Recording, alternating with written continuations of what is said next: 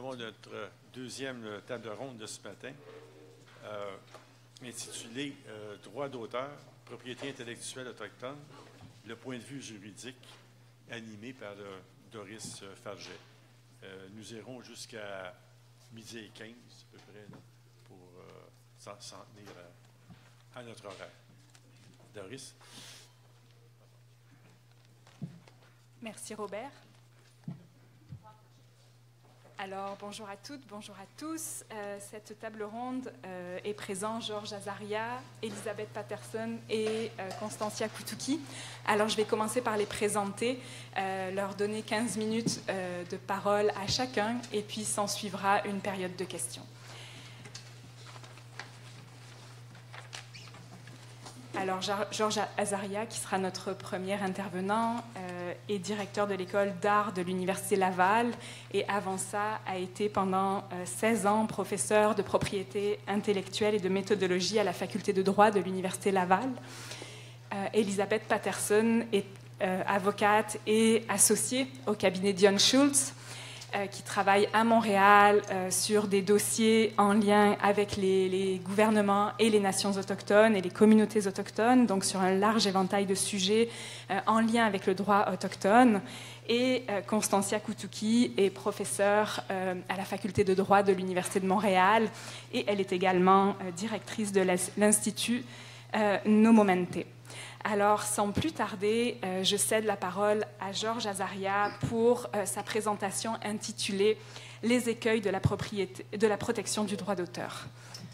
Merci beaucoup et merci pour cette invitation. C'est un plaisir pour moi d'être ici avec vous. Alors oui, je vais parler des écueils de la protection du droit d'auteur et ensemble, on va regarder enfin, comment le droit d'auteur a été pensé pour d'autres types de créateurs que les gens issus des communautés autochtones. Donc, il y aurait dans le droit d'auteur une forme de construction sociologique et juridique qui serait étrangère donc, aux créations qui nous intéressent aujourd'hui. Donc, ça va être le point de vue du droit d'auteur et plus particulièrement, j'ai souligné quelques éléments de cette citation qui est en exergue donc, au début de votre programme.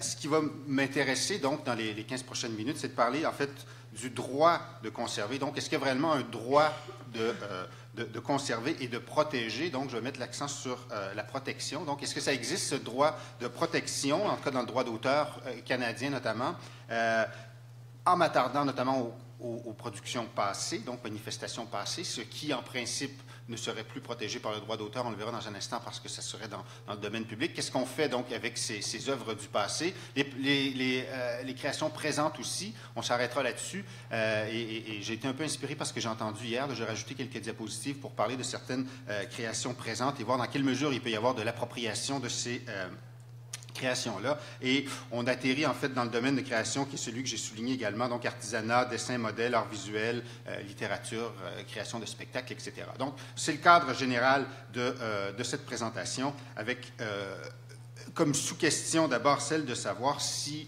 les moyens qu'on s'est donnés au Canada pour protéger ce type de création-là sont des moyens qui fonctionnent. Est-ce qu'ils sont illusoires? Et est-ce que ce droit-là dont on parle donc, dans cette déclaration de l'ONU n'est pas, au fond, un droit intéressant sur papier, mais qui, dans le réel, a très peu de résonance? Alors, dans les enjeux, trois essentiellement. D'abord, cette idée sous-jacente également donc, à la présentation que le droit a été pensé par et pour la culture dominante, en tout cas le droit d'auteur. C'est une démonstration que je pense qu'on peut assez facilement faire, en fait, qui n'est pas parfaite, mais certainement on peut soutenir cette hypothèse-là sans trop de difficulté. On verra pourquoi tout à l'heure. Donc, le droit comme construction d'une certaine catégorie de créateurs, enfin, le droit d'auteur, mais vous me direz, puis il y a des domaines de spécialisation qui sont les vôtres, où vous pouvez me dire que c'est vrai aussi dans d'autres secteurs. Avec aussi l'idée que la propriété n'a pas la même signification et qu'il y a certainement beaucoup de choses à dire autour de l'enjeu individuel, collectif, donc des droits peut-être pensés en fonction d'individus et non pensés en vertu ou en fonction d'une collectivité. Donc, le droit dans son état actuel, le droit d'auteur, n'est peut-être pas le bon véhicule, en tout cas présentement. Évidemment, on peut faire des représentations et vouloir changer des choses, mais n'est peut-être pas le bon véhicule actuel donc, pour protéger la culture autochtone traditionnelle. On va faire ça en trois temps. Donc, quelques mots sur la propriété et je vais très rapidement vous expliquer ce qu'est le droit d'auteur. Évidemment, ce n'est pas un cours de 40 heures sur le droit d'auteur qu'on va se donner, mais vraiment quelques notions importantes. On parlera ensuite d'appropriation parce que c'est le thème du colloque. Et ensuite, on finira avec quelques réponses qui sont données. Et là, on ira du côté de l'Afrique. Et on entendait hier qu'il y a peut-être des problèmes similaires, évidemment, qui se posent dans d'autres pays autour des mêmes questions. Donc, on verra comment, on aura 2 exemples qu'on verra rapidement sur comment, en Afrique, on a à la fois compris et tenté de résoudre ce problème-là. Alors, d'abord, la propriété. Et là, je vous présente Beaumarchais. Alors, pourquoi Beaumarchais? Parce que Beaumarchais est excessivement emblématique des revendications du droit d'auteur. C'est une des figures types lorsqu'on parle de droit d'auteur, lorsqu'on parle de l'histoire du droit d'auteur. On en finit toujours par parler de Beaumarchais parce que, donc, on est au 18e siècle. C'est l'époque notamment du Barbier de Séville et Beaumarchais qui dit, écoutez, ce spectacle-là, il fonctionne, les gens vont au théâtre, il y a de l'argent qui se fait et moi, l'auteur, je ne reçois rien. Il y a quelque chose qui ne fonctionne pas dans cette équation-là. Et c'est à partir de là, évidemment, on avait commencé quelques centaines d'années avant à Venise en réfléchissant aussi à ces questions-là, mais certainement pour l'Europe continentale, c'est là qu'on se dit, bien, effectivement, peut-être que l'auteur, la personne de l'auteur, pourrait avoir des droits sur la création, donc qui va sortir donc de ses mains, de son esprit, etc. Et à cette époque-là, donc on est au 18e, un siècle que vous connaissez bien, où on va tranquillement transférer plusieurs formes de pouvoir, en tout cas symboliques certainement, à l'individu. Et c'est Corneille, d'ailleurs, qui a dit le génie, c'est moi, c'est pas les dieux, c'est pas le roi, c'est pas Dieu, donc c'est pas la cité, c'est pas la société. Je suis, moi, Corneille, génial. Et donc, c'est autour de ça qu'on aura des droits qui seront pensés en fonction de l'individu et tous les droits et libertés de la personne qui vont naître au 18e siècle sont des droits donc qui consacrent cette idée qui était très forte en philosophie que l'être humain est au centre du monde, à peu près. En tout cas, certainement dans l'Europe occidentale. Et c'est important de le souligner puisque ça fait partie de cette démonstration que j'essaie de faire. Donc, on a un droit de propriété qui sera donné à la personne de l'auteur et tranquillement, c'est comme ça que le droit d'auteur va arriver. C'est la personne de l'auteur qui sera propriétaire des droits sur son œuvre. Donc, et ces droits de propriété-là lui donneront le pouvoir d'autoriser des actes de reproduction, de communication, d'adaptation, etc. Donc, la personne qui est au centre de ce droit-là, et les déclarations de droit du 18e commencent généralement par « toute personne a » et non « tout peuple a droit à ». Donc, on comprend bien qu'il y a quelque chose qui est tout à fait dans l'époque, si on veut, qui a vu naître, en fait, qui est en phase avec ce qui se discutait à l'époque. Alors, de ce fondement vont naître quelques principes. Et c'est là que j'y vais rapidement sur des principes de droit d'auteur. D'abord, le principe de l'auteur. Alors, l'auteur, c'est qui? C'est une personne identifiable. On sait qui est l'auteur. Il peut y avoir plus qu'un auteur. On peut être face à des œuvres de collaboration, mais à chaque fois, on saura qui sont les collaborateurs, collaboratrices. Donc, il y aura plusieurs personnes. On va pouvoir dire c'est toi, c'est toi, c'est toi, c'est toi, qui ensemble avaient fait cette œuvre-là. Et l'œuvre de collaboration est un tout formé de plusieurs parties identifiables et non une espèce de tout anonyme. Et ça, c'est une notion qui sera importante pour nous dans un instant. Qu'est-ce qu'une œuvre? Une œuvre se caractérise par son originalité. Et très souvent, ce qu'on va dire, c'est que l'œuvre, en tout cas au Canada, notre définition, c'est de dire que l'œuvre exprime le talent et le jugement d'une personne. En France, on va dire que l'œuvre, c'est l'empreinte de la personnalité de l'auteur, que c'est le prolongement de la personne. Donc, on est toujours autour, lorsqu'on définit l'œuvre, de cette idée de personne qui est en train de créer une œuvre. Et autre notion importante en droit d'auteur, et c'est vrai de tous les systèmes de droit d'auteur, et ça a été pensé d'ailleurs dès les Romains qui réfléchissaient à des formes de propriété qu'on pourrait donner aux œuvres, c'est qu'on va dissocier l'idée et l'expression de l'idée. Pour le droit d'auteur, il n'y a pas de droit donc sur une idée. Les idées appartiennent à tout le monde, les idées sont de libre parcours, les idées sont libres comme l'air, et donc on ne peut pas dire cette idée est à moi. Et ça, c'est important aussi lorsque, on verra dans un instant, il est question donc de symboles qui sont importants pour certaines communautés. Donc, ce qui intéresse le droit d'auteur, c'est l'expression de l'idée. Comment est-ce que vous avez réussi à prendre cette idée qui appartient à tout le monde et à faire une œuvre avec cette idée-là? C'est l'œuvre que vous aurez créée qui sera protégée et non pas l'idée qui est derrière. Droit moral peut être intéressant aussi pour nous parce que c'est le droit qui permet qu'on sache qui sont les auteurs de l'œuvre, mais encore là, ce sont les auteurs individuels. Chaque auteur a le droit de savoir qu'il a un droit à ce qu'on sache, c'est-à-dire qu'il il a contribué à la création de l'œuvre. Et le droit moral va aussi permettre qu'on s'oppose, donc on empêche les déformations de l'œuvre ou les modifications de l'œuvre. Et ça a peut-être une résonance éventuellement, donc, dans les cas d'appropriation. Le droit moral est peut-être un élément qui pourra nous aider tout à l'heure. Autre aspect important du droit d'auteur, et comme je vous dis, là, je brosse un tableau très rapide de notions qui sont, je le concède, beaucoup plus complexes, c'est que le droit d'auteur a une durée.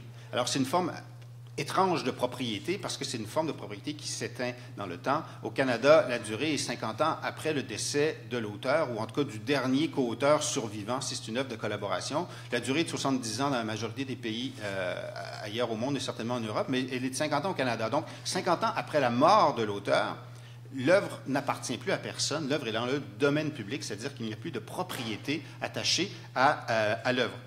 C'est évidemment une notion qui sera importante pour nous dans un instant. Et dernier élément, la gestion collective qui s'est beaucoup développée, surtout au Canada, mais ailleurs dans le monde, à partir du moment où on a eu des façons, je dirais, plus industrielles de distribuer la musique, quand la radio est arrivée, quand les disques se sont imprimés en série, etc.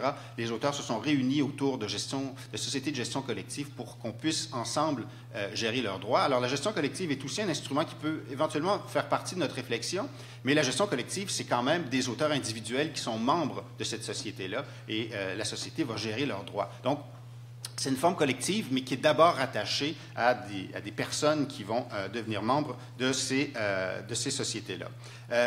Et donc, les artistes autochtones peuvent ou non entrer dans ce régime-là. Et c'est ça qui est intéressant, et on va diviser pour la suite des choses des œuvres qui peuvent faire partie d'une culture traditionnelle et des œuvres d'artistes autochtones d'aujourd'hui qui elles, ont la même protection, comme on le verra, que les auteurs, n'importe quel autre auteur canadien. Donc, voici...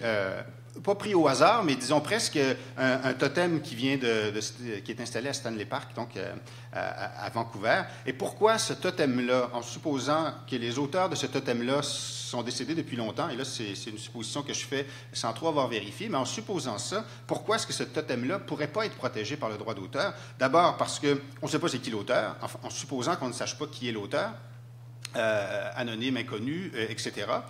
Enfin, prenons ça pour acquis pour les fins de la discussion. C'est une œuvre originale, oui. On pourrait tout à fait dire qu'à l'époque où elle a été créée, elle était originale. Il y a suffisamment de talent et de jugement pour en faire une œuvre originale. Mais cela dit, il n'y a pas de droit sur l'idée de faire un totem. N'importe qui peut faire un totem, en fonction du droit d'auteur, en tout cas, sans qu'on puisse dire « Hey, c'est que ma communauté, c'est que moi qui peux autoriser le fait qu'on fabrique des totems. » Si le totem ressemble à un totem qui est déjà fait, là, c'est un autre problème, parce que là, c'est l'expression de l'idée qui serait identique. Mais l'idée même de faire un totem appartient à tout le monde, comme idée générale, comme concept de création. Au niveau du droit moral, on a peut-être aussi une difficulté. Est-ce que les auteurs veulent ici s'identifier à l'œuvre? Et surtout, le droit moral, comme je le disais tout à l'heure, c'est associer des personnes, des individus particuliers à une œuvre. Et ici, si on a une œuvre qui est plus anonyme, on a de la difficulté donc à pouvoir faire ça. L'aspect du droit moral qui peut être intéressant, c'est celui de la déformation. On pourrait trouver des façons de dire que, dans la mesure où le totem sera encore protégé, qu'il porte atteinte, même si on ne sait pas exactement qui sont les auteurs, si on le mutile, si on le détruit, si on le déforme, si on l'associe avec des produits, des services, des causes, etc., sans l'autorisation des auteurs, qu'on est en train de porter atteinte au droit moral d'une communauté. C'est un argument qui n'a jamais été trop avancé, mais que je pense qu'il serait certainement intéressant à creuser. Et ensuite, ce qui fait... dans ce cas-ci, que le totem n'est probablement pas protégé par le droit d'auteur, donc même le droit moral ne s'appliquerait pas, c'est qu'on peut supposer que le dernier co-auteur de ce totem est décédé depuis plus que 50 ans. Enfin, si tel est le cas, et c'est pour des fins d'exemple qu'on prend cette image-là, ben, il n'y aurait de toute façon pas de droit d'auteur. Et vraiment, le droit d'auteur ne s'applique plus. C'est-à-dire, vous prenez la loi et vous la mettez de côté parce qu'elle ne sera plus utile pour poursuivre la discussion. En tout cas, la loi telle qu'elle est rédigée aujourd'hui. Donc, on a le totem d'un côté, en supposant ici qu'il est dans le domaine public, et je vous ai mis ici Norval Morisseau, décédé donc en 2007, qui serait, c'est drôle parce qu'on en parlait tout à l'heure, qui serait protégé par le droit d'auteur, mais au même titre que n'importe quel autre auteur canadien. Il n'y aurait ni plus ni moins de droits, il n'y a ni plus ni moins de droits sur ses œuvres que sur les œuvres de n'importe quel autre auteur canadien qui, aujourd'hui, crée des œuvres. Et jusqu'à 50 ans après son décès, les droits sur ses œuvres seront protégés. Et donc, si son œuvre est protégée, c'est en raison de la personne de Morisseau, et non parce que Morisseau est membre d'une communauté autochtone, la communauté Ojibwe en l'occurrence. C'est pour cette raison-là. Donc, dissociation entre l'auteur et sa communauté. Alors, il me reste un peu de temps pour aborder la question de l'appropriation. Je vous ai mis le classique de l'appropriation en art, qui est une reprise ou un détournement de la Joconde par Marcel Duchamp. La question de l'appropriation en art, elle est centrale. C'est la question, donc, pour en tout cas plusieurs créateurs, de prendre des œuvres comme des matériaux et de les transformer. Et pour beaucoup d'artistes actuels, tout ce qui existe, que ce soit des œuvres, que ce soit des propos politiques, que ce soit des images, peu importe, ne sont que des matériaux, au même titre que de la peinture, au même titre qu'un stylo, au même titre qu'une guitare, pour faire d'autres œuvres. Et à partir de là, la propriété ne devrait pas exister. Enfin, il y a un courant artistique très fort qui prône ça, au nom du critique, de la critique, des commentaires, etc. Donc, l'œuvre de Duchamp, elle est, je dirais, symptomatique de ça, parce qu'on la situe en général comme étant à peu près la première, donc elle a été faite il y a près d'une centaine d'années, première œuvre d'appropriation, parce que Duchamp, donc, va mettre, comme vous le voyez, une petite moustache et une barbe sur la Joconde pour tenter de la détourner. Alors, ce qui fait que c'est possible, c'est parce que, d'une part, dans ce cas-ci, l'œuvre de Vinci est dans le domaine public, donc on ne se pose pas la question, mais si par hypothèse on se la pose, l'atteinte au droit serait à Léonard de Vinci et non à une communauté quelconque. C'est-à-dire, il n'y a rien d'identitaire pour le droit d'auteur à dire « en faisant ça, il porte atteinte à l'histoire de l'art, il porte atteinte à un peuple ou quoi que ce soit ». Ce n'est pas une question que va se poser le droit d'auteur. Et là, je vous montre une autre image rapidement d'un procès d'appropriation qui est assez fameux en art où Jeff Koons a été condamné parce que là, on a trouvé qu'il s'appropriait trop une photographie. Jeff Koons, c'est la sculpture à gauche, et il reprend une photo de Art Rogers que vous voyez sur la droite, et selon le juge, évidemment, un autre juge aurait pu décider autre chose, mais il y a trop d'éléments semblables, il n'y a pas assez d'originalité, et ça, c'est une appropriation condamnable. Et c'est un des débats les plus intéressants. C'est une cause américaine, donc, qui date un peu, mais qui quand même est importante dans notre discussion. C'est une cause importante et surtout, c'est une zone très grise. Au Canada, on est encore dans un grand gris pour savoir jusqu'à où on peut s'approprier le travail de quelqu'un. Il faut qu'on ait un droit de citation, évidemment, comme on a toujours eu. On peut citer un texte lorsqu'on en écrit un autre, on met les guillemets, on met la source, ça va, mais ça veut dire quoi la citation en art visuel? Ça veut dire quoi la citation en musique? Tout ça, c'est un vaste domaine qui est un peu balisé, on pourrait y revenir tout à l'heure, mais très, très peu. Et donc, on en arrive à cette coiffe, et la coiffe, donc... La coiffe autochtone fait partie de ces symboles, et c'est dans l'actualité depuis quelques années, qui sont contestés parfois lorsqu'on les reprend. Et de la même façon qu'on va contester des reprises d'œuvres dans de la musique, ou lorsque des entreprises vont reprendre des motifs sur leurs vêtements. On parlait hier de la bouteille de gin Ungava, etc. Donc, c'est là où il y a un problème, et comme je vous dis, je résume donc cette partie sur l'appropriation ainsi. Le droit d'auteur n'est pas utile, n'est pas utile dans la mesure où l'auteur va être décédé depuis plus que 50 ans, ce qui va être le cas d'une culture plus traditionnelle, et le droit d'auteur ne protège pas les idées. Et il y a quelques réponses. Je passe vite sur les réponses, mais il y a un accord de Bangui qui existe, c'est en Afrique, où on va définir ce que nous, on appelle production culturelle autochtone par folklore. Il ne faut pas s'offusquer de ce langage-là. Et là, on va dire qu'on peut protéger certains éléments de folklore. Donc, il y a, dans l'accord de Bangui, sur lequel je pourrais revenir tout à l'heure parce que le temps passe, certaines pistes intéressantes, notamment à l'article 73, où on va interdire les dénaturations d'œuvres. Donc, peut-être que reprendre une œuvre, c'est la dénaturer. On a une loi marocaine aussi qui fait un peu la même chose et qui va instituer un bureau du droit d'auteur qui sera l'espèce d'office qui va gérer les cas d'appropriation. Donc, je l'ai souligné ici, mais on pourrait donc, en vertu de cette loi-là, être poursuivi parce qu'on utilise une œuvre de folklore. Donc, je conclus rapidement, et je pense que la discussion peut un peu aller sur ce terrain-là, en disant, au fond, il y a deux choses. Il y a le droit, il y a la régulation juridique qui fonctionne, enfin, en ce qui concerne le droit d'auteur, qui fonctionne à peu près pas pour des cultures traditionnelles autochtones. Et on sait que le droit sur papier, parfois, est intéressant, mais dans les faits, il ne l'est pas. Et on a une toute autre forme de régulation sociale. Et on l'a vu hier, les cas où on s'est plaint d'utilisation d'œuvres qui étaient dans le domaine public autochtone, ce n'est pas le droit qui a fait bouger les choses, ce sont des pressions sociales, ce sont les médias, ce sont des communautés qui s'organisent, etc. Et parfois, la régulation sociale, en fait, c'est une large question de sociologie juridique, mais parfois, la régulation sociale est plus importante et plus efficace que la régulation juridique. Voilà, je vous laisse là-dessus. Merci.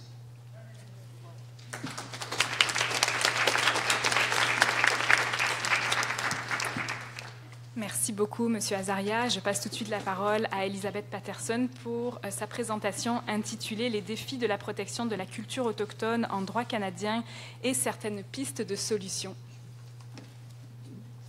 Merci beaucoup.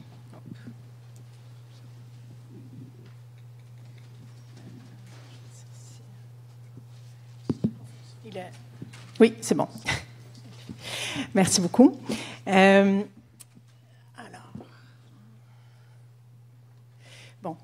thème est très large, donc je vais tenter dans les 15 minutes d'apporter une vision peut-être plus pratico-pratique, parce qu'en fait, moi, je travaille donc dans un bureau d'avocats, on représente des communautés autochtones, donc c'est davantage le côté collectif. On représente les gouvernements, donc les conseils de bande, souvent des aînés aussi, des groupes d'aînés qui souhaitent protéger souvent le savoir traditionnel.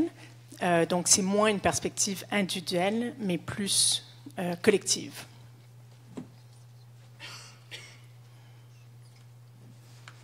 Il n'y a pas de définition du savoir traditionnel autochtone. C'est sûr que je pense qu'il pourrait en avoir plusieurs, mais il y a certaines conventions internationales ou plutôt des instruments internationaux qui ont tenté de donner une définition, parce que ça peut quand même aider, surtout dans un contexte où on souhaite le protéger. Donc, il faut qu'il y ait des mécanismes quand même assez concrets et c'est important d'avoir une définition. Donc, je vais la lire. Souvent, donc, on parle de connaissances, mais aussi de pratiques des communautés autochtones. Il y a l'aspect que c'est transmis de façon orale, généralement. En tout cas, c'est sûr que historiquement, c'était le cas, et de génération en génération. Donc, le savoir peut se transformer et se transforme, mais disons quelque chose qui serait très, très récent et qui ne serait pas issu de certains savoirs plus traditionnels, serait généralement pas considéré comme du savoir traditionnel autochtone. C'est sûr qu'il y a donc beaucoup d'exemples d'appropriation, on en a parlé. Et là, je pense que l'exemple des capteurs de rêve en est un. Il y a un savoir, évidemment, comment le faire, toute la spiritualité, les histoires, toutes les techniques en fait, qui sont utilisées pour créer, par exemple, un capteur de rêve et qu'on peut en trouver apparemment 80%, vous disiez, par exemple dans les boutiques dans le Vieux-Montréal qui sont finalement faites en Chine. C'est sûr que ça, c'est un exemple assez frappant. Donc, je vais tenter de donner certaines solutions. Je pense qu'au niveau du droit d'auteur, Georges l'a bien expliqué, il y a beaucoup de défis. Au niveau des brevets aussi, en tout cas, les mécanismes en matière de propriété intellectuelle de droit canadien sont généralement peu adaptés. Donc, je vais proposer certaines solutions à ce niveau-là, mais d'un point de vue pratique.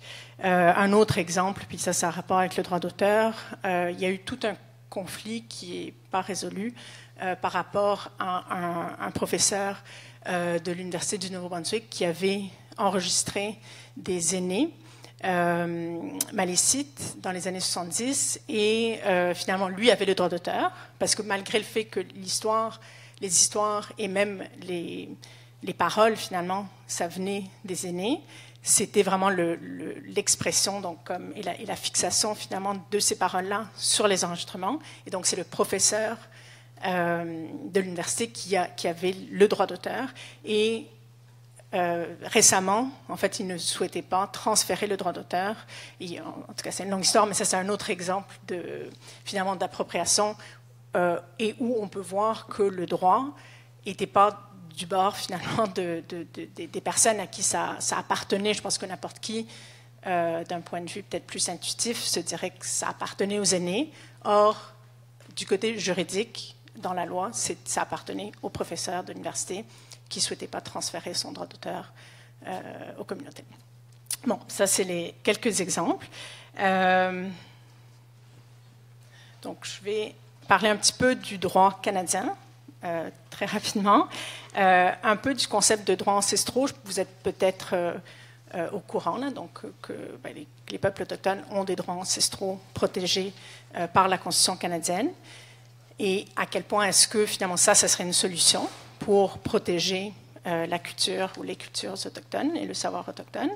Très, très brièvement, le contexte international, parce qu'il y a en fait beaucoup plus de choses qui se font au niveau international et dans d'autres pays qu'au Canada. Donc, on est vraiment au bas de l'échelle, au niveau de la protection du savoir traditionnel. Georges a donné quelques exemples. Bon, c'est dans le contexte de folklore, mais c'est des concepts très similaires.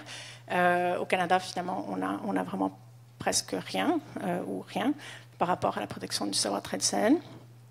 Et ensuite, quelques solutions plus, je dirais, pratiques plutôt que dans la loi en tant que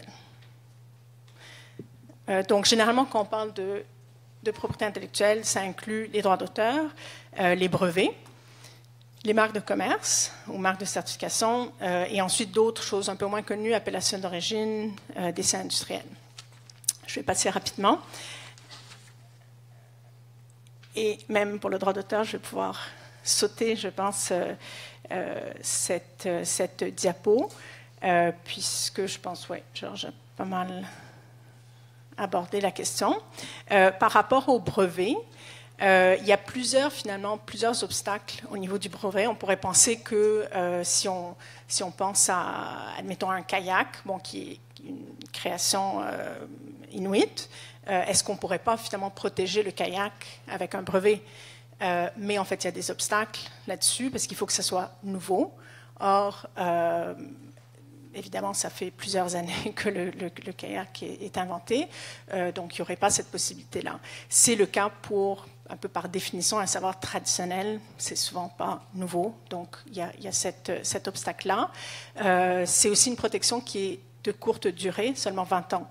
Donc souvent, comme moi j'ai eu à travailler avec des aînés qui ne pouvaient pas imaginer que bon, il y aurait de la protection pendant 20 ans, puis après c'est fini, n'importe qui peut l'utiliser. Donc il y a juste, intrinsèquement, il y a un problème de conception. Bon, évidemment, c'est une procédure aussi très coûteuse, donc ça peut être un problème.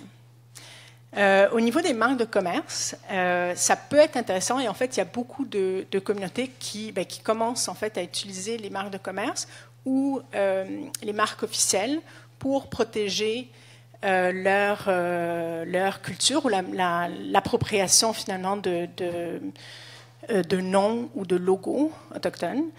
Donc là, je donne deux exemples.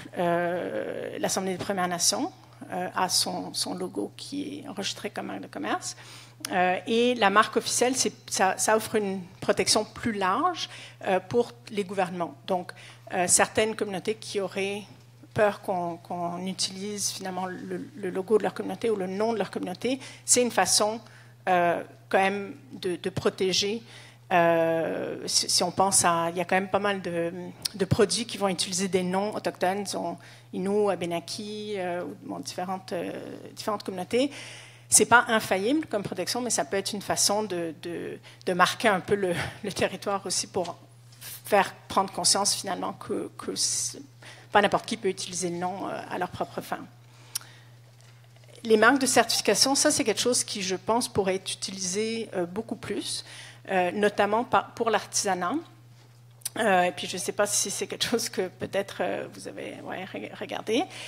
Finalement, une marque de certification, c'est différent d'une marque de commerce. C'est en fait un tiers qui enregistre la marque de certification, qui ne va pas l'utiliser lui-même, mais qui va garantir que d'autres correspondent ou respectent finalement les conditions de la marque. Donc si on prend le logo Xemila, qui est une marque de certification, ça c'est pour les chandails Cowichan. Donc, la laine, c'est ça, dans l'ouest, en Colombie-Britannique. Il y a eu d'ailleurs pendant les Jeux olympiques, il y avait eu une histoire avec ça. Mais donc, personne pourrait dire que leur ait utilisé cette certification-là pour dire que leurs chandails sont faits, et c'est de type Cochin, sans que finalement ils aient été approuvés par le conseil de bande des Cochin. Donc, on pourrait imaginer que, par exemple, pour les capteurs de rêve, qui sont originalement des Ojibwés, qu'ils pourraient avoir une marque de certification qui dirait ça, c'est un capteur de rêve qui est vraiment authentique, et il y aurait une entité qui serait à qui la marque appartiendrait et qui pourrait garantir. Et donc, les touristes, quand ils viennent acheter, ils voient celui qui est 3 fois ou 10 fois moins cher peut-être, et l'autre qui a vraiment la marque de certification. Et c'est sûr que ça toucherait peut-être pas tout le monde, et ça empêcherait pas la vente de ceux qui sont pas chers, mais pour les touristes qui sont avertis, qui souhaitent finalement payer plus, ça serait une possibilité. Je pense qu'il y aurait une possibilité, puis je pense qu'il y a peut-être certains efforts de ce côté-là, mais par exemple pour Tourisme autochtone Québec, là, de créer une marque de certification pour des opérateurs, disons, d'écotourisme qui vont certifier finalement que telle ou telle personne qui propose des tours en traîneau avec saveurs autochtones, etc. Est-ce que c'est réellement un opérateur qui est autochtone? Après, il faut voir c'est quoi la définition, là, mais est-ce que c'est être autochtone ou est-ce que c'est d'avoir une participation autochtone ou quoi? Mais, 5 minutes. Donc, ça, c'est les marques de certification qui sont une possibilité. Je vais sauter les appellations. Par rapport aux droits ancestraux, donc ça, c'est l'article 35 de la Constitution, c'est une avenue qui pourrait être intéressante, mais c'est tout de même, et je pense que ça pourrait se faire, mais c'est quand même très complexe et dispendieux de prouver finalement le droit ancestral. Donc, ce n'est pas quelque chose qui est rapide et facile. Donc, c'est pour ça qu'on ne peut pas nécessairement privilégier cette avenue, mais dans certains cas, notamment par rapport, je vous donnerai l'exemple de médecine traditionnelle et la loi sur la médecine québécoise, donc qui interdit des actes, finalement, pour des guérisseurs traditionnels de pratiquer la médecine. Il y aurait, à mon avis, une possibilité d'avoir un recours qui pourrait être si bien préparé, là, qui pourrait avoir du succès. Donc, au niveau international, il y a vraiment beaucoup d'instruments. Finalement, la Convention sur la biodiversité de l'ONU, protocole de Nagoya que le Canada n'a pas ratifié, évidemment la déclaration. Mais donc, il y a plusieurs instruments qui sont intéressants et qui pourraient être utilisés davantage et que le Canada n'a pas nécessairement ratifié. Par rapport à d'autres solutions, en ce moment, il y a quand même un certain dynamisme, je dirais, du côté du fédéral à ce niveau-là. Donc, le fédéral, le gouvernement Trudeau a promis finalement de mettre en œuvre la Déclaration des Nations Unies sur les droits des peuples autochtones. Je pense que ça serait l'occasion d'essayer de pousser finalement pour mettre en œuvre, notamment ou au niveau des lois. Donc, la loi sur le droit d'auteur est en réforme actuellement. Donc, ça serait une option, ou de créer finalement une loi distincte qui reconnaîtrait, qui protégerait le savoir traditionnel. Ou il faudrait voir quelle forme elle prendrait exactement. Mais il y a énormément de pays qui l'ont fait. En Amérique latine, beaucoup. Il y a vraiment plusieurs pays qui l'ont fait. Donc, ce n'est pas quelque chose qui est impossible. C'est sûr qu'il faut sortir un petit peu de son cadre brevet, propriété intellectuelle canadien, mais il y a une façon finalement de créer une loi qui serait flexible et qui serait ce qu'on appelle en droit sui generis, donc vraiment spécifique pour protéger la culture et les savoirs autochtones. Et il y a l'option de la loi sur les langues autochtones qui est censée être créée. En tout cas, on va voir concrètement de quoi elle aura l'air, mais il me semble qu'il y aurait un effort à faire à ce niveau-là, d'essayer d'élargir cette possibilité-là pour davantage protéger comme d'autres pays l'ont fait. Moi, dans ma pratique, en fait, ce que je recommande, bon, vu le paysage législatif actuel qui est inadéquat, finalement, c'est d'utiliser certains des outils de propriété intellectuelle, notamment la marque de certification, mais aussi finalement d'essayer de contrôler l'utilisation et le transfert du savoir traditionnel. En ayant des protocoles, donc des communautés elles-mêmes adoptent un protocole et disent, dans notre communauté, finalement, on souhaite que ça vienne finalement du droit coutumier de notre communauté, que les connaissances sont transférées de telle ou telle façon. Il faut respecter ces normes-là internes et aussi par le biais d'ententes. Donc, qui finalement, ce qu'on dit, je donnais l'exemple de la recherche, parce que, puis, je présume qu'il y a pas mal d'universitaires dans la salle, les organismes fédéraux donc, qui financent la recherche respectent tout à fait, ou en tout cas exigent que les chercheurs obtiennent le consentement de ceux qui transfèrent le savoir, mais aussi des autorités traditionnelles ou moins traditionnelles, là, pour finalement s'assurer que l'aspect collectif du savoir est protégé. Et donc, ce n'est pas juste à une personne qui peut décider de transmettre le savoir et que ça soit utilisé d'une façon qui n'est peut-être pas celle que la collectivité le souhaite. Donc, c'est important, évidemment, de respecter ces normes-là. Et c'est quelque chose qui est intéressant parce qu'en fait, beaucoup du transfert de connaissances se fait par le biais de la recherche, notamment dans le domaine médical. Et ensuite, ça va peut-être être transféré davantage, mais ça commence par la recherche universitaire. Donc, c'est bien que les organismes qui financent la recherche respectent le droit des communautés, finalement, de décider comment ça va être utilisé. Et donc, dans les ententes, évidemment,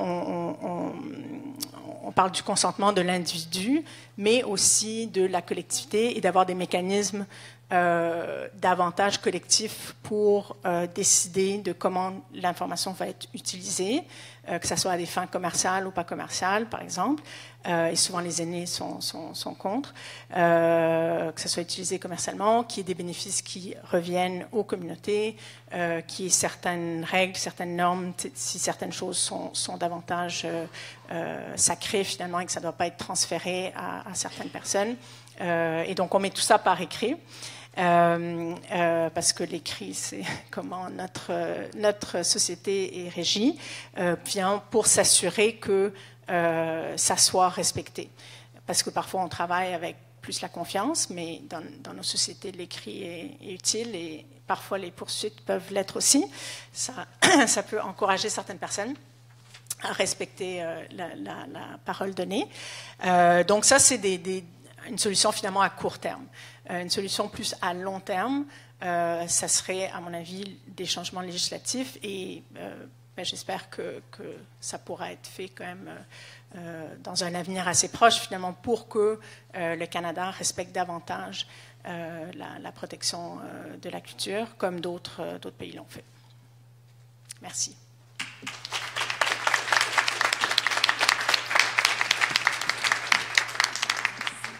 Merci beaucoup. Alors, la dernière présentation de notre table ronde sera par Constancia Kutuki et va porter sur le thème les connaissances traditionnelles des Autochtones, la fondation d'une économie durable pour les peuples autochtones. Je lui cède la parole.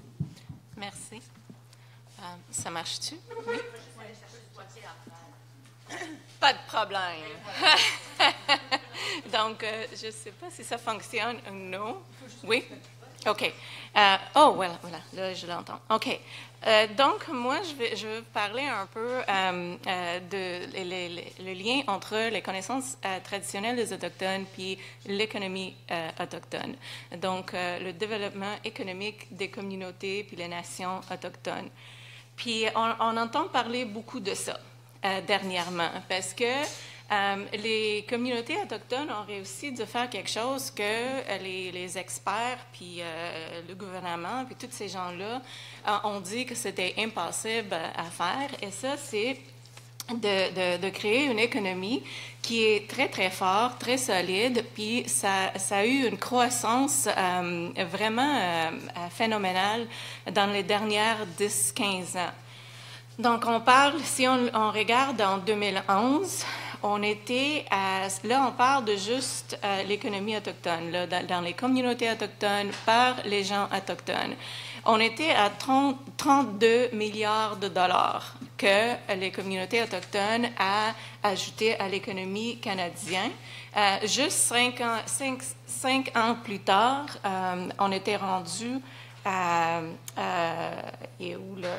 en tout cas, ça a doublé. Puis là, on est proche à être à 100 milliards de dollars.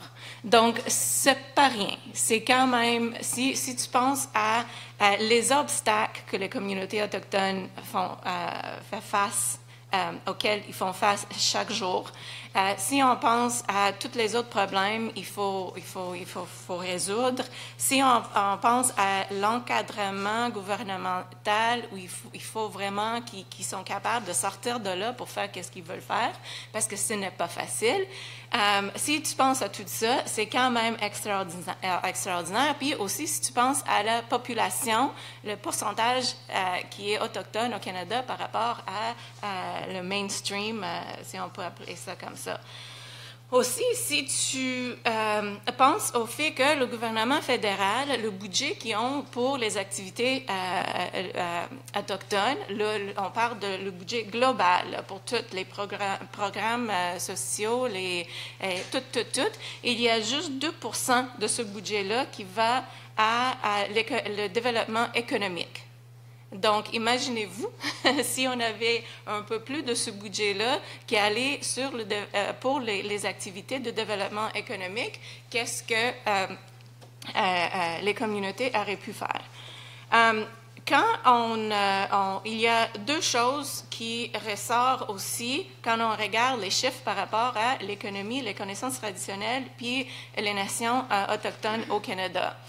Un, c'est le fait que plusieurs experts autochtones et les personnes qui ne sont pas autochtones, que le Bank of Canada, puis tous ces gens-là, ils disent tout le temps que le futur économique du Canada, ça dépend énormément sur les activités économiques des peuples autochtones, surtout dans l'Ouest puis le Nord. Évidemment partout, mais là, si on parle de Manitoba, juste au Colombie-Britannique, puis tout le Grand Nord, le développement économique de tout ça, vraiment, ça dépend sur le développement économique des communautés autochtones. Ça, c'est une chose. Deuxième chose, c'est que les communautés autochtones, majoritairement, merci. 3 semaines en Angleterre, ça souffre le français. C'est que la population de ces communautés autochtones qui ont 25 ans ou moins, c'est à peu près 43-44%. Donc, on parle d'une population jeune, une population qui veut embarquer dans des activités économiques, qui veut avoir un style de vie, une vie qui est pas mal plus sécuritaire de ce que leurs parents, leurs grands-parents ont connu par rapport au niveau économique. Là, on parle. Et si on compare ça avec les statistiques pour le Canada, et c'est la population en bas de 25 ans, c'est à peu près 25-26%. Donc, c'est quasiment doublé dans les communautés autochtones. Donc, il y a énormément de jeunes qui sont là puis sont prêts à faire toutes sortes de choses incroyables. Là, la question qui ressort de cette statistique-là, c'est mais comment on fait pour donner les outils à ces jeunes-là pour vraiment avancer l'économie autochtone, même plus de ce que c'était déjà fait? Parce que, évidemment, l'intérêt est là, mais il faut avoir aussi les outils pour le faire. Et comment puis ça revient tout le temps, l'éducation. On sait que l'éducation, comme c'était fait auparavant, ça ne fonctionne pas. Le taux décrochage. OK. Les jeunes qui quittent l'école est très élevé dans les populations autochtones. D'ailleurs, c'est très élevé dans beaucoup des populations qui sont, comment on peut dire ça, qui sont pas la population mainstream. On voit les mêmes statistiques par rapport à les African Americans aux États-Unis. On voit certaines statistiques qui ressortent dans certaines populations par rapport à l'éducation. Puis finalement, il y a comme une idée qui est venue de je ne sais pas où, je dirais les communautés, puis pas les commissions scolaires, qui disent, mais pourquoi on ne fait pas une éducation, un système d'éducation pour les enfants dans les communautés qui est basé sur les connaissances traditionnelles? Puis pas sur, à 5 ans, il faut absolument, c'est comment tenir un crayon puis faire au moins ton nom. À 7 ans, il faut que tu es capable d'écrire une phrase. À 8 ans, il faut que tu es capable de... Puis là, les enfants sont là, puis ils sont comme pris à leur... en train de faire ça, même si l'intérêt n'est pas là, puis, en toute réalité, la capacité n'est pas là. Pas parce qu'ils sont autochtones, mais parce qu'ils sont des enfants. Les enfants, en général, ne sont pas supposés de faire ça à cet âge-là, en général. Donc, puis ça, c'est quelque chose qui m'a intéressé énormément parce que moi, mes enfants, ils ne vont pas à l'école. Je ne veux rien savoir que mes enfants vont à l'école. Il n'y a personne qui va me forcer d'envoyer mes enfants à l'école. Je vais changer de pays si je suis obligée. Je sens vraiment aussi fort pour ça. Donc, quand j'ai vu qu'ils ont commencé de faire ça, j'ai dit, mais là, félicitations. Parce que, puis là, on voit la différence. On voit le fait qu'il y a des enfants qui commencent à écrire à 10 ans, à 12 ans, et sais-tu quoi? Ça fait aucune différence parce que par le temps qu'ils rentrent à l'université, tu ne vois aucune différence entre les enfants qui étaient capables de faire leur alphabet à 5 ans, puis eux qui étaient capables de faire leur alphabet à 10, 11, 12 ans. Et c'est une éducation qui est basée beaucoup sur être dehors, sur de faire partie de qu'est-ce qui se passe dans la nature. Donc, au lieu de faire la biologie, puis là, tu es là, puis tu commences avec les livres, ils vont sortir, puis ils vont aller voir le Salmon Run. Puis là, on fait la biologie à côté du rivière en regardant les saumons qui font le Salmon Run, etc. Puis on explique comment...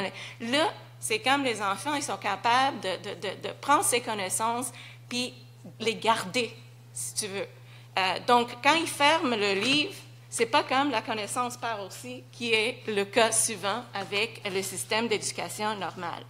Les statistiques sont incroyables là-dessus par rapport à les communautés autochtones, puis la façon que les étudiants sont capables de rester à l'école plus longtemps, d'être diplômés, puis de garder les connaissances, puis en même temps, être plus ouvert à d'autres types de connaissances, ça veut dire lire, écrire, etc., parce que l'accent n'est pas sur les choses qu'ils n'aiment pas. C'est comme une chose à part, qui est parallèle aux choses qu'ils aiment. L'accent, c'est sur les choses que n'importe quel enfant aimerait avoir. Pourquoi ça, c'est important? C'est parce que... pour avoir, en tout cas juste au cas où je n'ai pas assez le temps, je veux juste vous dire que la conclusion est que l'économie autochtone ne peut pas réussir s'il n'y a pas un accent qui est mis sur les connaissances traditionnelles des Autochtones. Il faut que ça soit basé sur ça. Pour que ça soit basé sur ça, il faut que ça commence avec les jeunes, dans l'école, pour que ça devienne une partie de leur vie. C'est difficile d'avoir une vie à l'école où on passe 8-9 heures de notre jour, puis une autre vie à l'extérieur de l'école. C'est très difficile, surtout pour les enfants, d'être capable d'équilibrer les deux. Puis c'est très difficile, une fois qu'on est rendu adulte, de retourner puis de dire « Oh, j'aurais dû aimer apprendre ça, mais ça aurait été fun si je l'avais appris quand j'étais jeune. » Bon, donc ça se fait un peu partout au Canada, puis ça commence ailleurs on le voit très souvent dans l'Amérique latine, on commence à le voir en Afrique, on commence à le voir avec les communautés Sami en Scandinavie. Donc ça, c'est une très, très bonne nouvelle. Au niveau de qu'est-ce que les connaissances traditionnelles, d'une façon très pratique, ajoutent à l'économie, mais c'est énorme. Parce que si on voit qu'est-ce que les connaissances traditionnelles des Autochtones ont ajouté à l'économie des peuples non autochtones, si tout ça s'était pris ou s'était donné ou s'était partagé par les peuples autochtones, on parlait d'un monde complètement différent.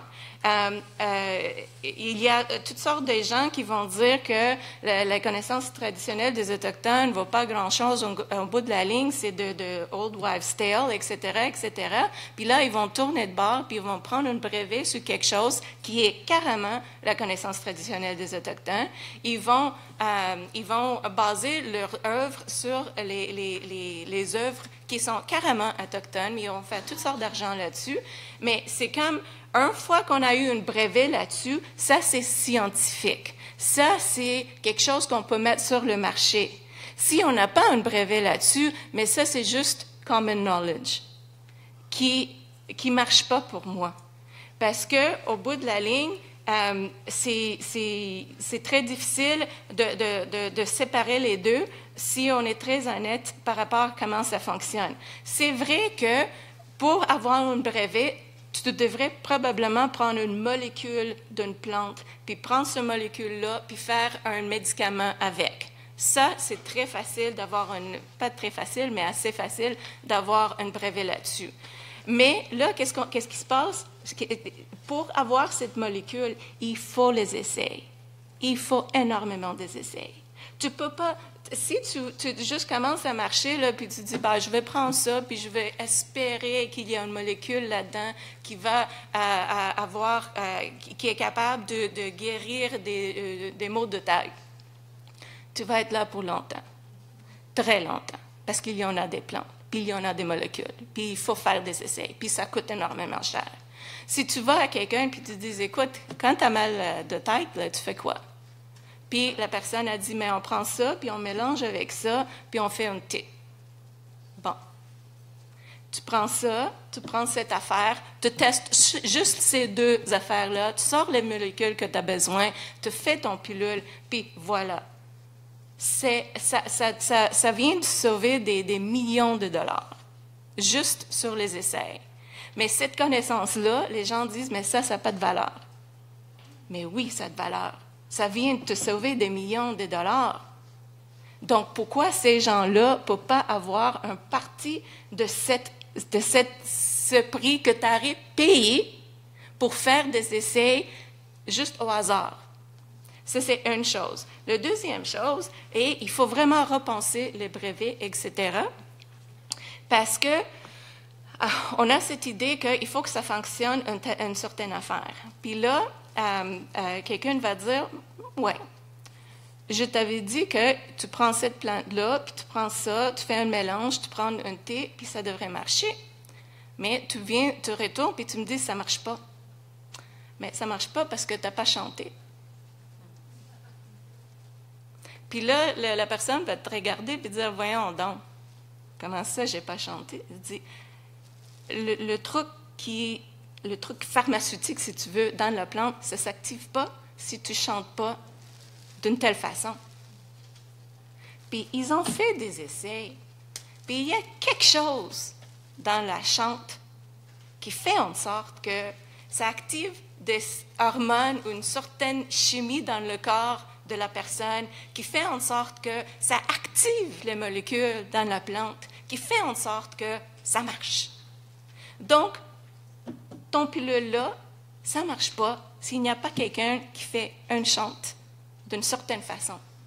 Donc, dis-moi pas que ça ne fonctionne pas. Ça fonctionne, c'est juste que tu ne l'as pas fait comme supposé. Donc, tout ça pour dire que on ne peut pas baser, on ne peut pas prendre les définitions puis la façon de regarder ou de voir les connaissances traditionnelles, des scientifiques, des fonctionnaires, même les juristes, ça me fait mal de dire ça, même les juristes, puis dire, mais c'est ça les connaissances traditionnelles. Les communautés autochtones devraient donner une définition à leurs connaissances traditionnelles qui fonctionnent avec la façon que les connaissances traditionnelles fonctionnent dans leur communauté pour de vrai, le rôle que ces connaissances ont, puis qu'est-ce qu'ils veulent pour l'avenir. Parce que l'avenir, si tu veux pas qu'il y ait une économie qui est basée tellement sur les ressources naturelles, puis les choses comme ça, qui n'est pas nécessairement la meilleure chose pour les communautés, mais ça va être basé sur ces connaissances traditionnelles qui ont une valeur énorme, mais il faut être capable d'insister sur certains aspects des connaissances traditionnelles que le reste du monde ignore. Parce que c'est ça qui fait la différence entre dire ça fonctionne ou ça fonctionne pas au niveau scientifique et le rôle que ça peut jouer si on enlève les paramètres scientifiques, puis les paramètres juridiques, puis les paramètres gouvernement qu'on mette pour encadrer ces connaissances, puis les mettre dans les petites boîtes, parce qu'il faut qu'on les catégorise d'une façon ou d'une autre.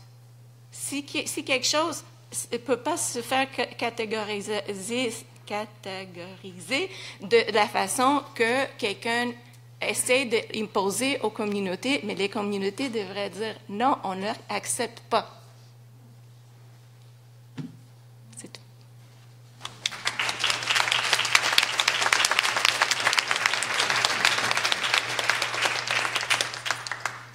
Merci à nos 3 panélistes. Alors, le micro est maintenant ouvert pour la salle. Je vous demanderai d'avoir des questions courtes, précises, s'il vous plaît. Malheureusement, ce ne sera pas le cas. Alors, voilà, je suis ethnomusicologue. Il y a 10 ans, je faisais mon postdoctorat sur les appropriations culturelles avant que ça devienne un sujet beaucoup plus brûlant.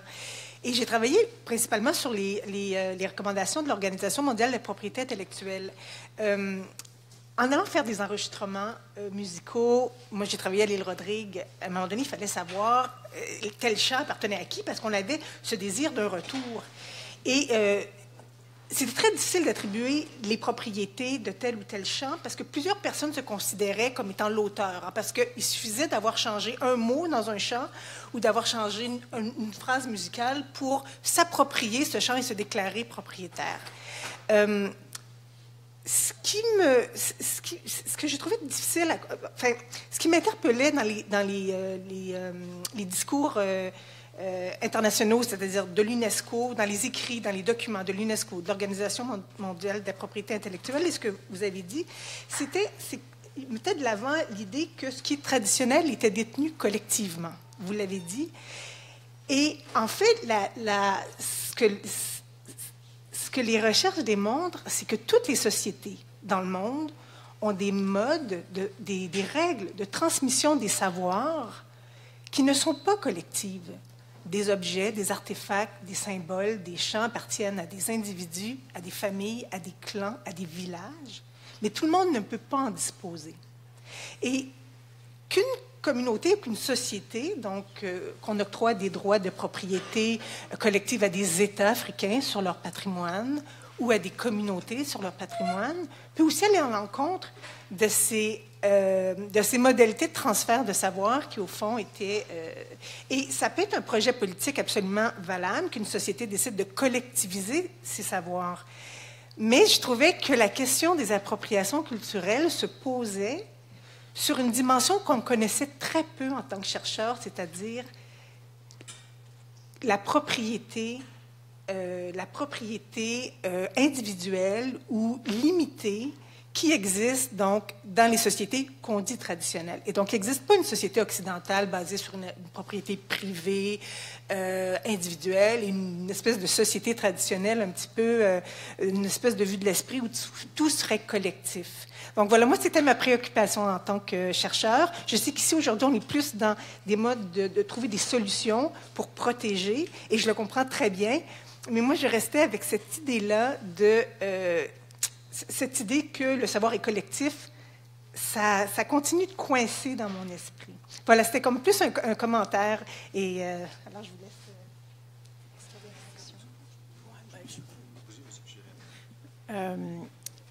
J'avoue que moi, je ne vois pas nécessairement une contradiction. En tout cas, ma conception de collectif, c'est clairement pas que ce soit l'État, par exemple un État africain qui aurait la propriété de savoir. Là, dans mon expérience personnelle, donc avec les communautés avec lesquelles je travaille, effectivement, ça va être davantage collectif dans le sens d'une famille, ou à la rigueur de toute la communauté, mais bon, c'est quand même assez rare que c'est vraiment toute la communauté, mais c'est certainement pas un niveau collectif supérieur qui serait l'État. C'est sûr que dans les négociations internationales, notamment si on regarde au niveau de la Convention sur la biodiversité ou du protocole de Nagoya, c'est très étatique parce que la nature même des conventions internationales, c'est entre États.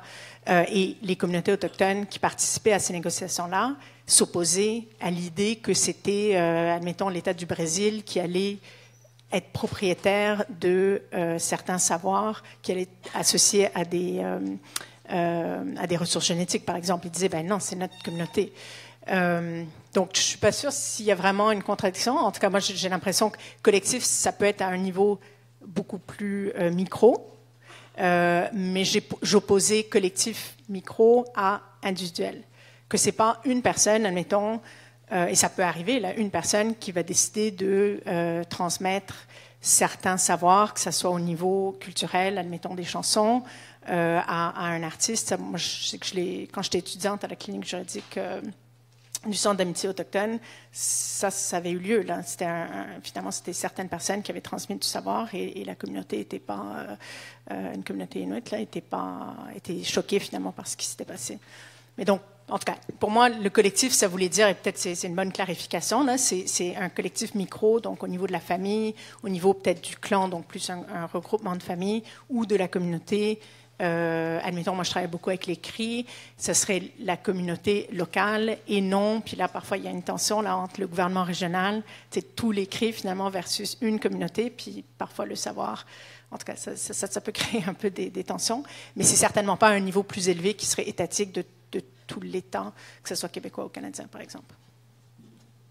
Oui, deux mots, c'est-à-dire que au fond, ce qu'on cherche, ce sont des stratégies pour faire en sorte que, par hypothèse, enfin, c'est ce qui est désiré, qu'un totem qui, en principe, est dans le domaine public parce que fait depuis plus que 50 ans, enfin, le dernier auteur est décédé depuis plus que 50 ans, puisse revenir dans une espèce de giron de propriété.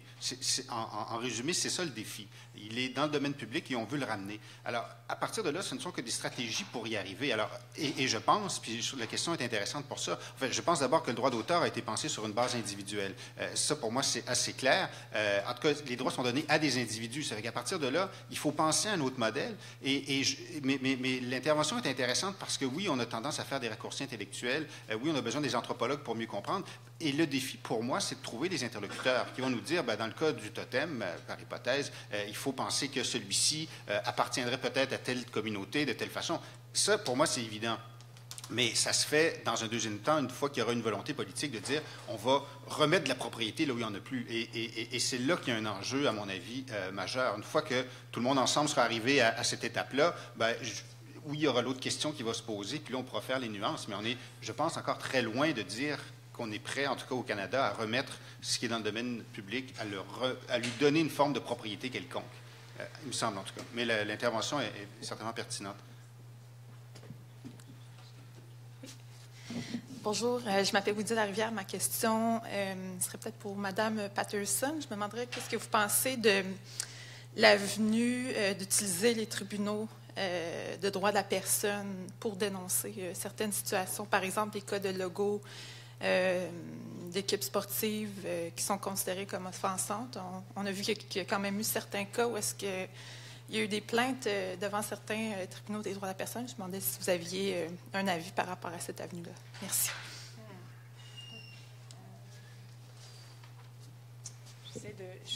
Il y aurait peut-être... J'essaie de penser à des exemples concrets où ça aurait fonctionné. j'avoue que j'en vois pas, mais bon, il pourrait y avoir des arguments qui pourraient être faits. C'est sûr que c'est quand même limité le nombre de critères finalement sur lesquels on peut se baser. Les droits plus culturels sont... il faudrait vraiment le rattacher à finalement un des droits civils et politiques qui sont ceux qui sont davantage justiciables. Donc, par exemple, droit à la vie. Il y a certaines interprétations qui ont été faites, notamment par la Commission interaméricaine des droits de l'homme, à Washington, que par exemple le droit à la propriété inclut la propriété culturelle finalement, donc le droit de conserver sa propriété et que ça inclut l'aspect plus culturel plutôt que matériel de la propriété. Au Québec, par contre, ou au Canada, au niveau des recours qui peuvent avoir lieu avec la loi canadienne, j'avoue que je pense pas à des exemples concrets. Ça serait peut-être davantage au niveau des droits ancestraux, mais je pense pas que c'est impossible. C'est juste que j'avoue que je sais pas si Georges ouais. Mais c'est ça, en fait, malheureusement, ce qui se passe, et moi je m'intéresse beaucoup à ces questions-là, mais c'est qu'il n'y a pas... je pense que les communautés, finalement, sont tellement submergées de tellement de problèmes comme très, très concrets, et l'aspect plus territorial ou juste au niveau du logement, de la santé, etc., ça prend un peu toute la place, et donc il y a moins de recours qui sont intentés d'un point de vue plus culturel. Au niveau des droits ancestraux, donc l'article 35 là, de la loi canadienne constitutionnelle, c'est certain que ça a été reconnu, que ce n'est pas juste, par exemple, un droit de pêche qui va être protégé, mais c'est toute la transmission de la culture qui est associée, qui est aussi protégée. Donc c'est sûr que c'est reconnu, mais il n'y a pas eu, à ma connaissance, beaucoup de recours spécifiquement sur la question plus culturelle. Je vais faire ça super rapide. La question du droit d'auteur, pour moi, c'est une perspective colonisatrice. C'est vraiment pour protéger la personne. Puis quand on parle d'un droit culturel autochtone, c'est un droit collectif. Puis on n'a même pas adressé l'idée du protocole culturel, qui est ancré dans les droits héréditaires et les droits territoriaux. C'est de regarder la vision du monde autochtone avec une lentille culturelle plutôt que d'essayer de faire rentrer le carré dans le cercle. Et moi, je dis toujours, you got to step outside the box to enter the circle. La vision du monde autochtone, le sentiment d'appartenance, oui, pour un objet manufacturé, oui, ça c'est à moi, là. Mais la terre, c'est pas à moi. Le narratif de Tchakapesh, qui est l'origine du monde des Inuits, m'appartient pas. Si moi, je veux faire une pièce de théâtre sur Tchakapesh, je n'ai pas le droit de prendre ce narratif-là, puis partir avec, puis faire une pièce de théâtre, puis me l'approprier, même si je suis Inuit. Je ne parle pas Inuit là, mais chez les Inuits, l'histoire de Sedna, elle appartient à la communauté, puis les protocoles culturels, c'est comment agir quand tu rentres sur le territoire à qui appartient l'histoire. Puis je veux juste souligner que Norval Morisseau, dans 50 ans, là, son contenu, il appartient encore à la communauté Ojibwe. Parce que c'est une personnification d'un narratif oral qui date de 20 000 ans. C'est pas un objet. C'est une codification d'un savoir ancestral qui est partagé pour justement montrer aux institutions que les Autochtones ont une histoire de l'art, puis elle n'a pas 150 ans, elle a 12 000 ans. C'était ça, son action derrière le Woodland. Il faut sortir de la lentille, modernité, colonisation, ça c'est à moi, puis de regarder la vision du monde autochtone pour être en mesure d'appliquer la loi sur la Déclaration des Nations unies qui a été mise en place pour une raison importante, à cause du génocide des Premières Nations planétaires. Regardons ça comme un encadrement pour faire un avancement, pour faire la protection de la propriété intellectuelle et culturelle et communautaire. C'est tout.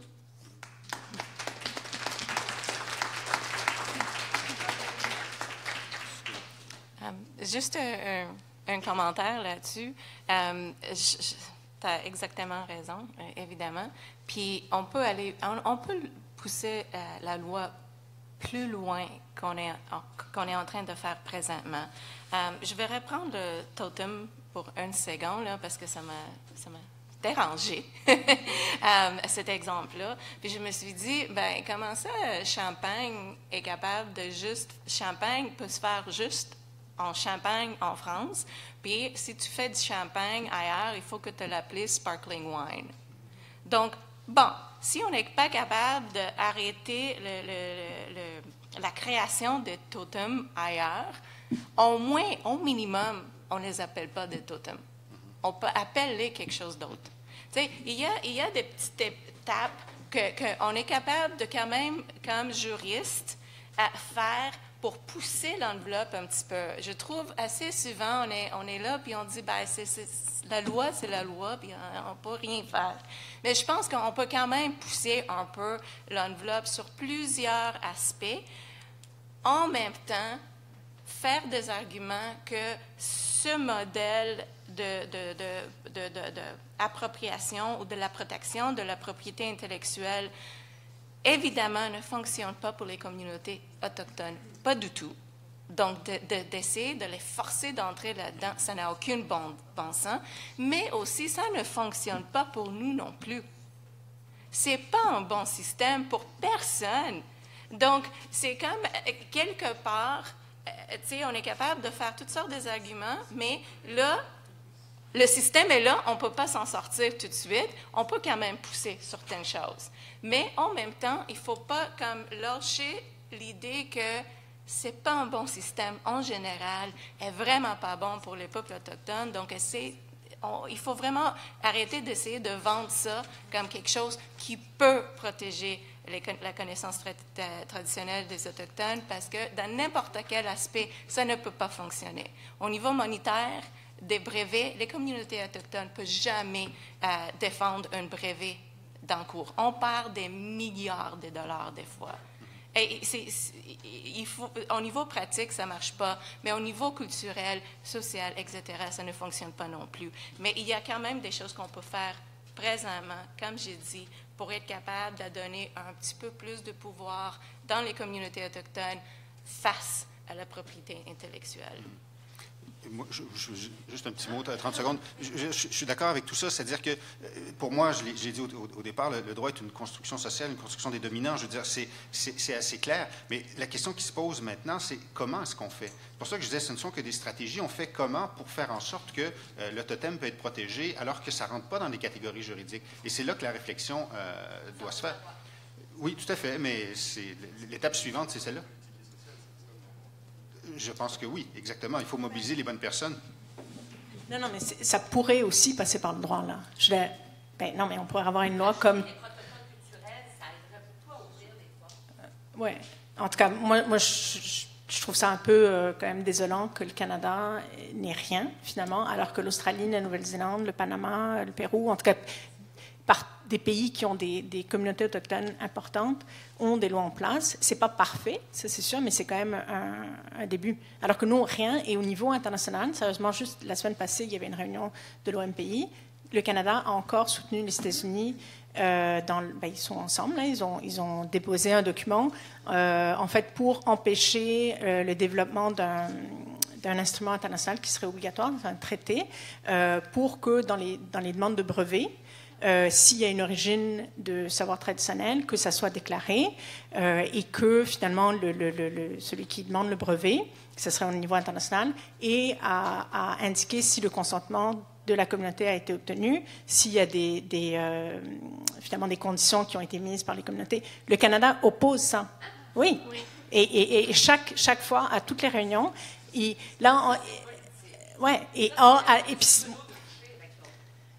c'est les fonctionnaires. Puis je pense que c'est la question un peu du gouvernement versus les fonctionnaires. Puis les fonctionnaires de ces Affaires mondiales Canada, ceux qui sont dans la division propriété intellectuelle, c'est eux qui poussent toujours parce qu'ils disent que c'est contre l'innovation, que ça va empêcher l'innovation. S'il y a tous ces problèmes-là, de devoir divulguer. Donc, en tout cas, tout ça pour dire que, à mon avis, oui, il devrait y avoir des changements. Je suis d'accord que le droit n'est pas la solution pour tout, mais il pourrait y avoir des modifications législatives, que ce soit au niveau du droit d'auteur, au niveau des brevets ou au niveau d'une loi sui generis vraiment spécifique pour protéger finalement la culture autochtone. Et on ne le fait pas. Donc, en tout cas, je pense qu'il y aurait encore du progrès à faire. Merci à toutes pour vos questions, pour vos commentaires. Merci aux panélistes.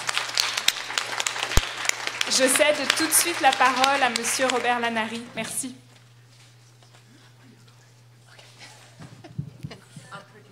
Deux fois. Bonjour, juste un mot de l'organisation. Alors là, c'est l'heure du lunch. On devrait reprendre à 13h30 les ateliers. Deux ateliers. Le premier sur le savoir, avec Laurent Géron comme animateur dans la salle voisine. Le deuxième atelier dans cette salle ici, Art et création, avec Jean-Philippe Uzel, à 1h30.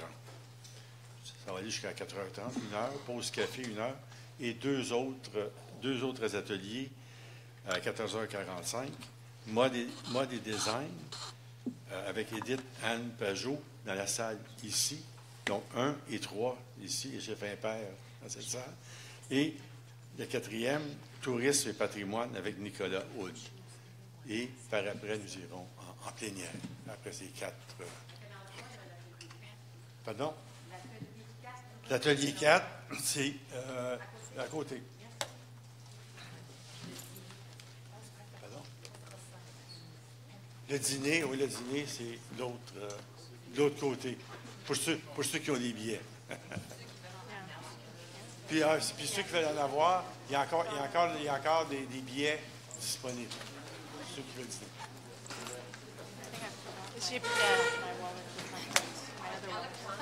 Bonjour.